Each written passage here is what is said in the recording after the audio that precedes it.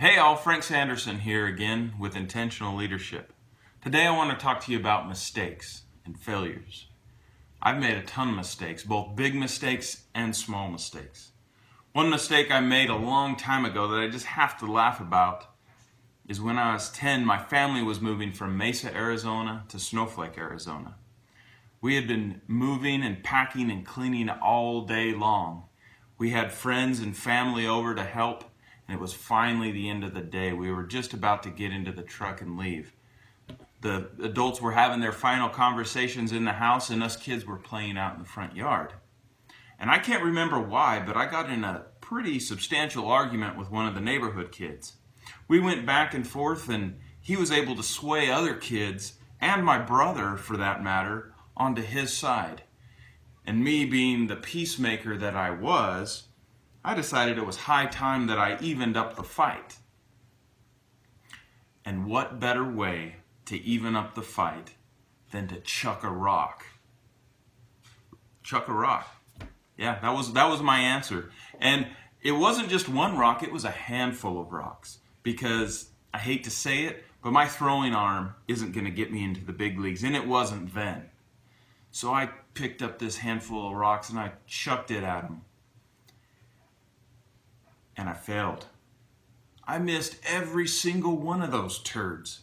But one thing I did do was I hit the window in the garage door. As the glass fell down, I could see out of the corner of my eye my grandpa coming towards me. Now, I loved my grandpa dearly, and I look up to him more than you would believe. But at that moment, I was so scared that I'm pretty sure later on I had to go change my drawers. I knew I was going to get a butt whooping, and I knew once my parents found out I was going to get another butt whooping. At that very minute, I would have traded my dashing good looks for a throwing arm any day. So, just at the last minute, when I thought I was going to get just whooped, in came my wonderful, sweet grandmother. She grabbed me and took me inside. And at that moment, I was like, thank you, Lord, I'm saved. But I'll tell you what, the lesson I learned from my grandmother at that moment changed my life.